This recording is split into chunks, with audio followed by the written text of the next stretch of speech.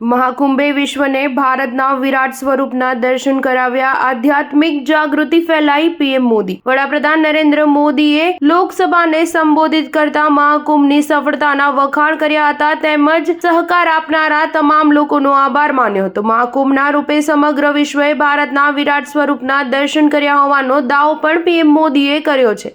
PM મોદીએ કહ્યું કે સમગ્ર વિશ્વએ મહાકુંભમાં ભારતના વિરાટ સ્વરૂપના દર્શન કર્યા। પ્રજા અને પ્રજાના સંકલ્પો તથા પ્રજાની શ્રદ્ધાથી પ્રેરિત મહાકુંભ હતો, જેમાં આપણી રાષ્ટ્રીય ચેતનાના વિરાટ દર્શન થયા છે, જે નવા સંકલ્પના સિદ્ધિ માટે પ્રેરિત હતી। વડાપ્રધાન મોદીએ જણાવ્યું કે પ્રયાગરાજ મહાકુંભમાં લગભગ 3 મહિના સુધી અનેરો ઉત્સાહ જોવા મળ્યો, ઉમંગનો અનુભવ થયો। કરોડો શ્રદ્ધાળુઓ શ્રદ્ધાભાવથી જોડાયા હતા, જે અમારી સૌથી મોટી તાકાત છે।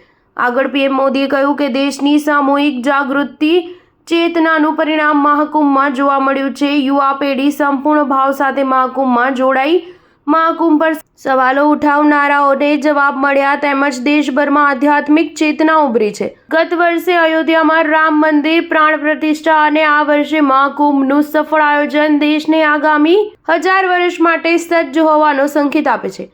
પીએમ મોદીએ મહાકુંભના સફળ આયોજનના કારણે નદીઓના સંરક્ષણ અને સાંસ્કૃતિક મૂલ્યોને રજૂ કરતા નદી ઉત્સવને વેગ મળ્યો હોવાનું જણાવ્યું છે। ગત વર્ષે નવી દિલ્હી ખાતે 19 થી 21 સપ્ટેમ્બર 2024ના રોજ યોજાયો હતો। આ ઉત્સવની શરૂઆત 2018માં થઈ હતી। વડાપ્રધાન મોદીના વક્તવ્ય બાદ લોકસભામાં વિપક્ષે હોબાળો શરૂ કર્યો હતો, જો કે આ હોબાળા વચ્ચે પણ સદનની કાર્યવાહી ચાલુ રહી હતી। પીએમ મોદીના સંબોધન પહેલા રાજ્યસભામાં વિપક્ષ કોંગ્રેસના પૂર્વ અધ્યક્ષ સોનિયા ગાંધીએ મનરેગાનો મુદ્દો ઉઠાવતા લઘુત્તમ વેતન વધારવાની માંગ કરી હતી। સ્ટાર ન્યૂઝ 7 હંમેશા સચ્ચાઈની સાથે।